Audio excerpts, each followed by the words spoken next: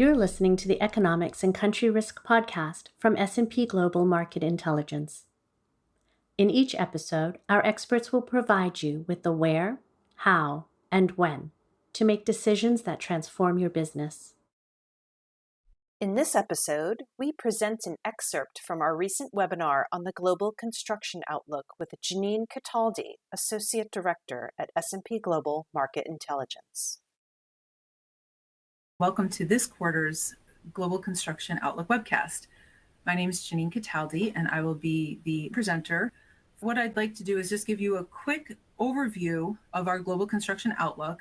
We just released our forecast, and with that, I want to start by talking about the global economic drivers that were used in our forecast. In that forecast, the global economics team, they revised up slightly the 2023 forecast for global GDP growth. That revision was led by strong momentum in the US, but also better than expected numbers for Japan, India, and Brazil. That was balanced out a little bit by weaker forecasts in Western Europe and mainland China. And we'll touch on those in just a few slides. Looking ahead to 2024, the global economics team did reduce the GDP outlook for 2024. Again, there's some headwinds coming in, potential recessions in Western Europe and the UK, slower growth in China, and some pullback, just headwinds related to inflationary pressures and construction. On the construction side, you're going to feel some labor shortages. They're going to push some investment numbers lower as well. So how does that feed into our construction forecast? With the slight upward revision to the global economic growth, you see that our global construction forecast did get revised up from 2.1 to 2.2 in 2023. One of the biggest drivers behind that revision, Eastern Europe, had a revision from a negative growth rate last quarter to a positive 2% this quarter. This upward revision was pretty much broad-based across the Eastern European region. Russia has better than expected numbers, and we're also seeing better than expected construction numbers in Poland and Romania as well. So there was a huge uplift in Eastern Europe. The North American forecast was raised, and that has a lot to do with stronger than expected growth in some key segments, especially manufacturing, which I'll touch on when we get to the North America region. Those increased growth rates in those regions were offset by weaker growth in particularly Western Europe. That forecast was downgraded. And you can also see that Latin America was brought down a little bit. So Western Europe, they're dealing with high interest rates, some potential recession at the end of this year. That's going to have an impact on investment numbers, while Latin America is dealing with a lot of political uncertainty, and that is playing a role in reducing some of the investment numbers there. Looking ahead to 2024, I'd mentioned previously that they reduced the global GDP outlook for 2024. And following from that, we have reduced our construction outlook from 3.3% to 2.8%. One of the larger revisions was Asia Pacific. That has to do with a little bit weaker outlook in China, which really is the driving economy for that Asia Pacific construction market. Some of the other markets that we've reduced, Latin America, there's just headwinds from the end of this year that are going to feed into next year. And Western Europe, again, the recessionary impacts and potential inflationary pressures that are still going on now are going to feed into the 2024 outlook. So overall, we've got some reduced. And then again, the headwinds going into the next year are really going to be these continued inflationary pressures. Labor shortages are critical in the construction industry, and this is causing pressure on projects costs. And there's also some potential supply chain concerns, which again, there are some conflicts around the globe. And then again, these labor shortages will impact that as well, but potential, the conflicts, and there's a potential for projects to be delayed or canceled. Segment-wise, residential is the weakest, and this is a common theme across most of the regions. Higher interest rates are having an impact, and that is pushing down overall growth. Non-residential structures, you see this heightened growth in 2023. I can say that some of that is being pushed by US manufacturing, but the usual story, infrastructure spending is leading the way. It is the strongest component across the regions. The US, you've got the Infrastructure Investment Jobs Act, and other markets as well have governments that are pushing infrastructure spending to help keep things moving forward. Residential construction, not really going to talk too much to that. Non-residential, again, pretty much the same story. You've got industrial's going to weaken a little bit. And I don't want to say weaken in the sense that lower spending. I'm just saying that the growth is kind of leveling out. So you still have elevated spending, but it's just going to be a slower growth path.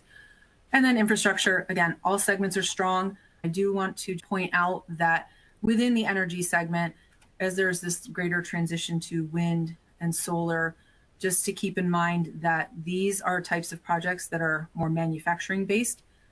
Turbines, solar panels, they're all manufactured and then they're installed on site. So there is a lot less construction spend on those types of energy projects than you would find in the older types of projects. So just something to keep in mind. I really quickly want to get through all the regions. So Asia Pacific, headline inflation has remained relatively moderate across this region. And some of the central banks have put a pause on tightening cycles, which is good. It means they're holding pattern. Construction spending is expected to grow the next 2 years, relatively stable, definitely over 4% in one of the strongest growth regions. The medium term, the 5-year average annual growth of 4% is well above the global average. This region is definitely one of the strongest, and it's going to remain that way going forward.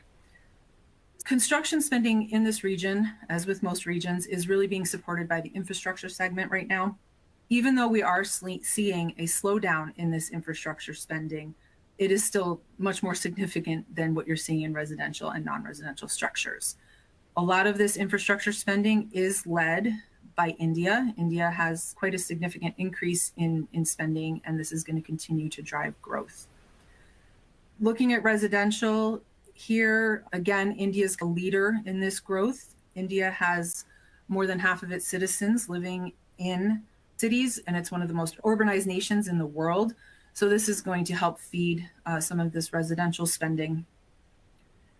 And then if you look at non-residential structures here, it is subdued. It's relatively flat and kind of staying flat.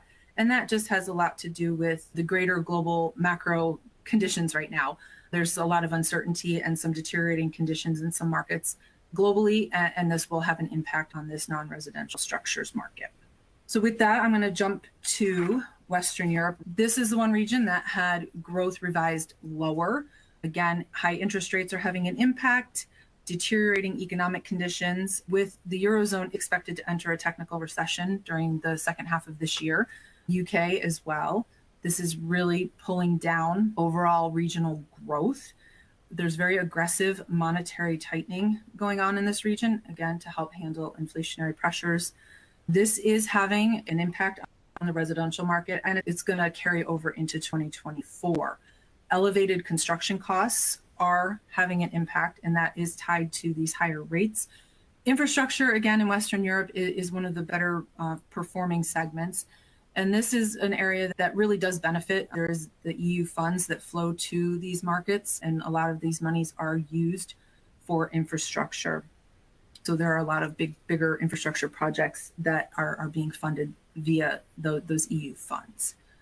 Eastern Europe is in the opposite boat this time around. Eastern Europe's construction segment spending was revised up, which we had spoken about before. This was driven largely by improved outlooks for Russia, Poland, Romania. So this positive outlook is tempered a little bit by the weaker residential market, but the strength in infrastructure is offsetting that. Non-res structures and infrastructure are both expected to see continued sustained growth related to those EU funds coming in.